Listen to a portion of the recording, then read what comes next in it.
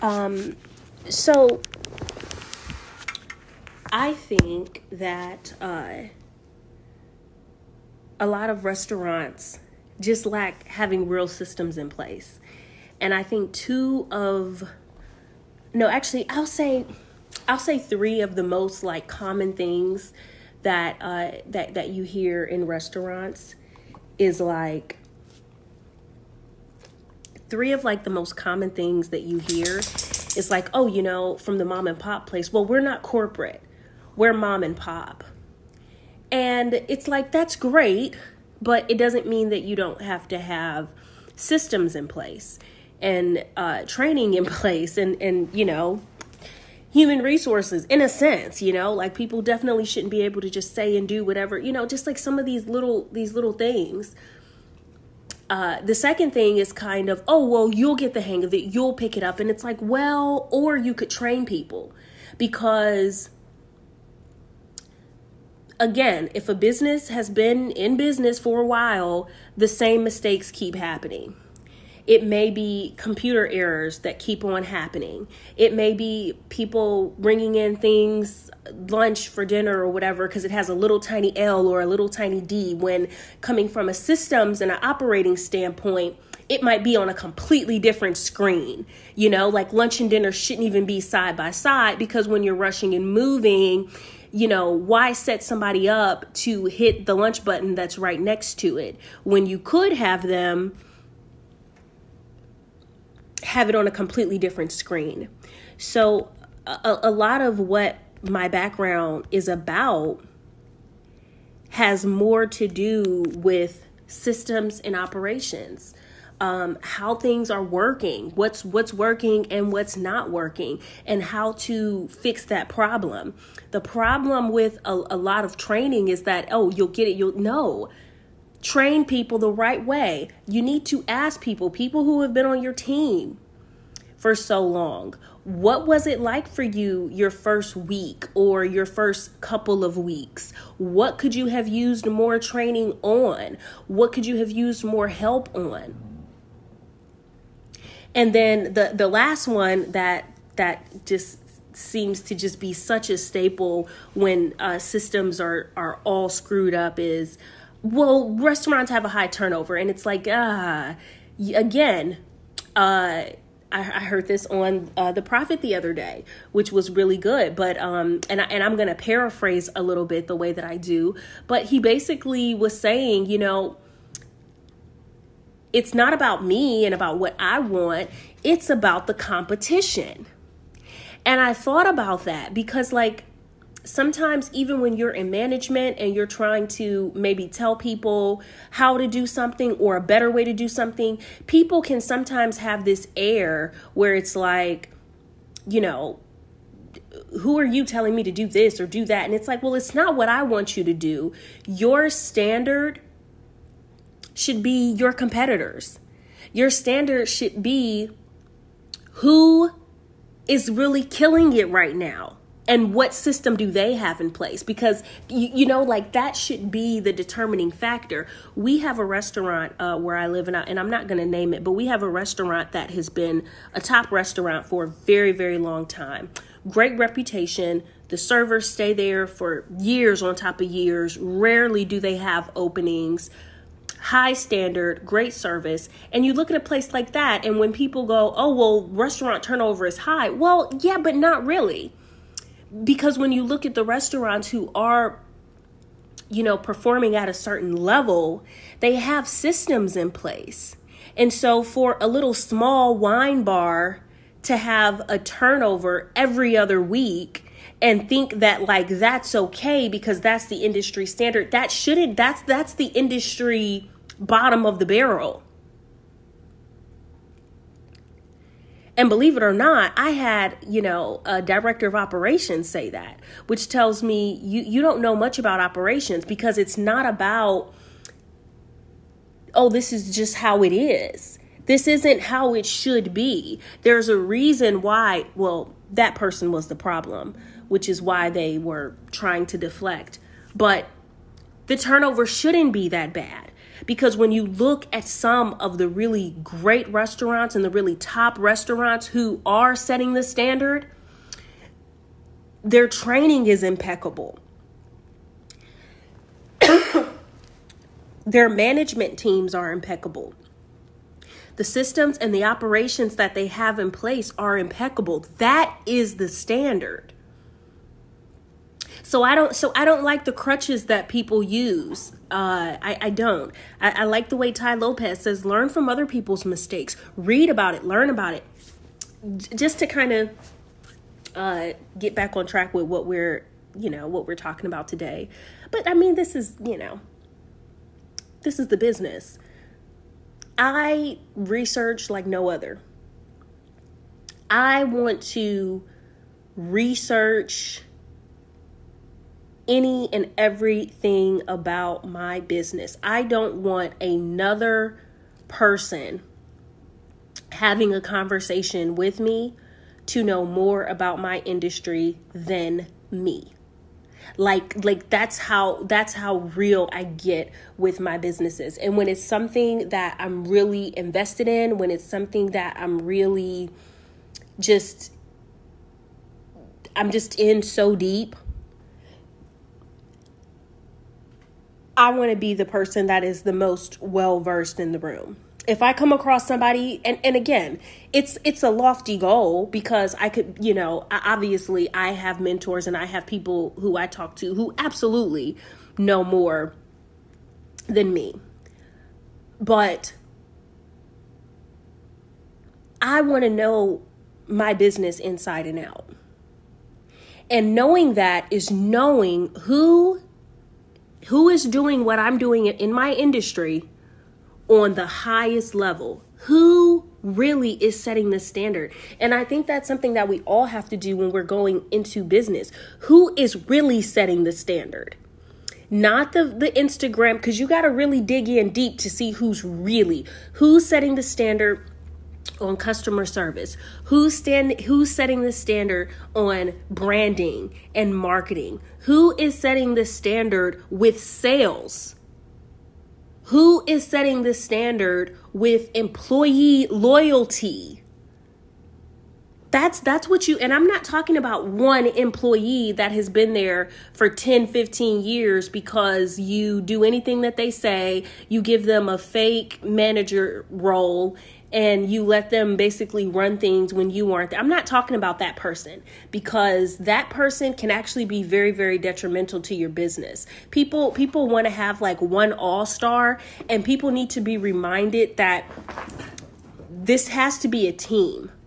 And that one all-star could be keeping you from having 5 or 6 members on your team who are all very strong. Now you're putting all your eggs in one basket, hoping that this one employee who you're putting so much weight on will just carry the torch.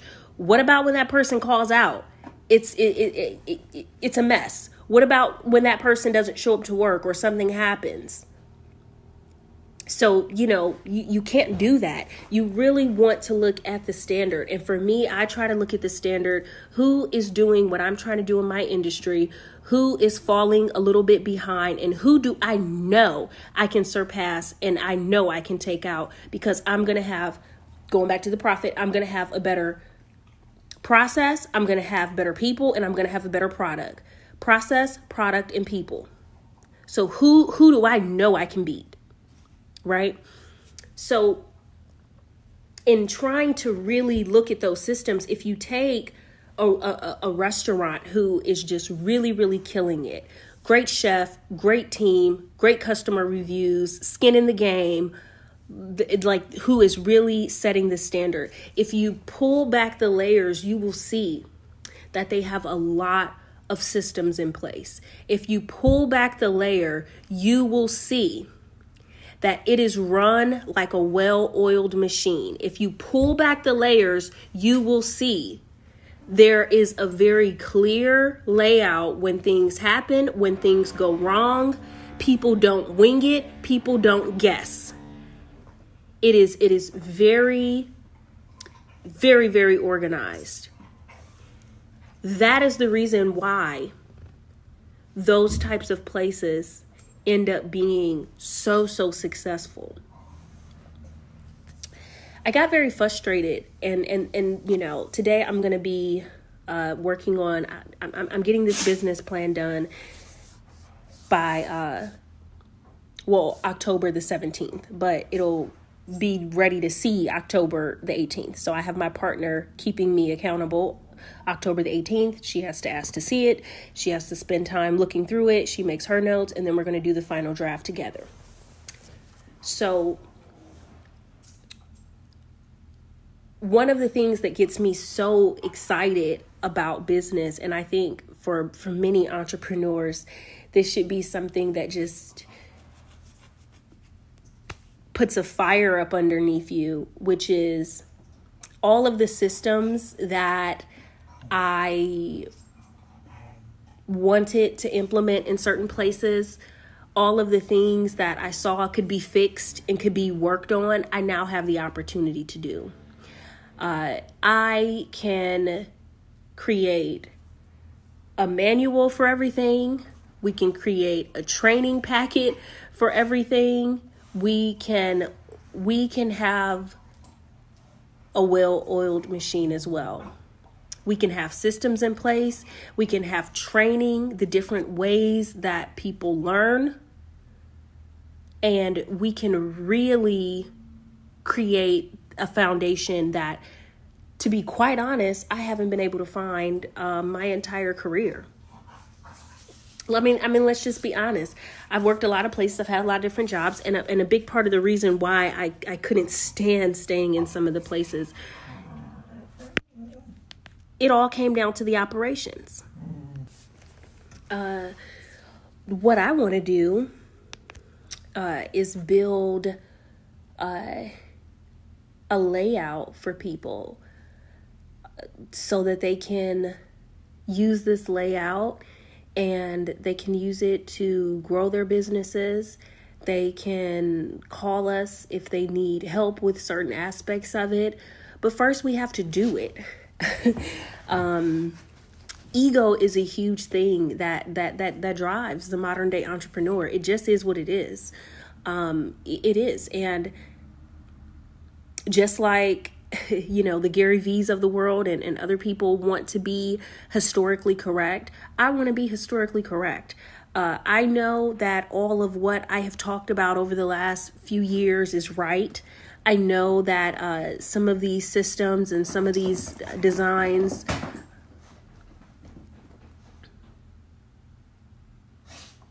that you can have in place will really help.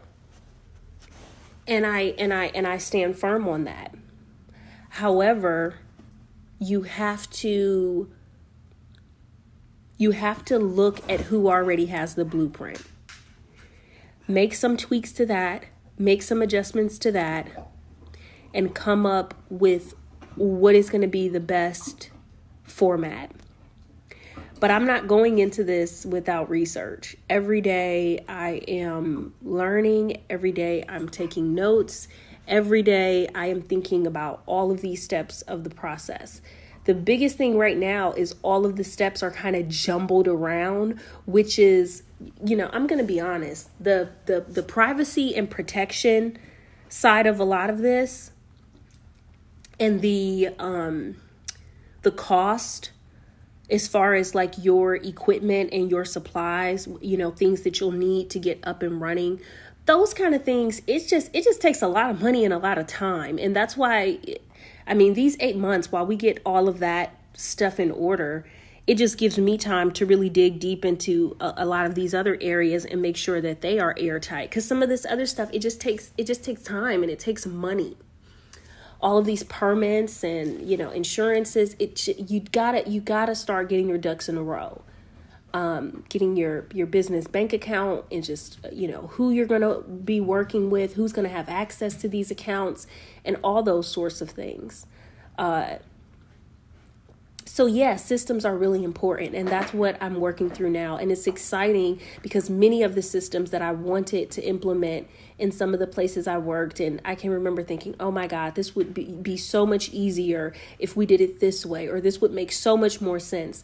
And the thing is kind of, jobs are kind of always like, well, you want to, tell us how to run our business and this and that. Well, go and do it yourself. Well, I am doing just that. I am doing just that. And I mean, I have been doing just that since 2014, but I think we also have to realize some of our like for sure businesses that we know we can get in and we can flip and we can make money versus some of our businesses that might need a little more money and a little more love and tenderness as we go along. And that has been something that I have had to figure out along this journey. I wish someone would have talked to me about a scalable business a little bit sooner, because I feel like a lot of the businesses that I was getting into, they just weren't scalable. And me coming across the frozen dessert industry and learning more about that industry and how the profit margins are and, the low cost to get in, and, just learn, just like anything, getting into it and feeling it out. I was like, wow, this would have been great to learn about, forget a lemonade stand, this would have been a great business to learn, but better late than never. I mean, getting into the game, us figuring it out, and hopefully being able to have something to show for it in 8 months. So that's all that I got, guys. Until next time.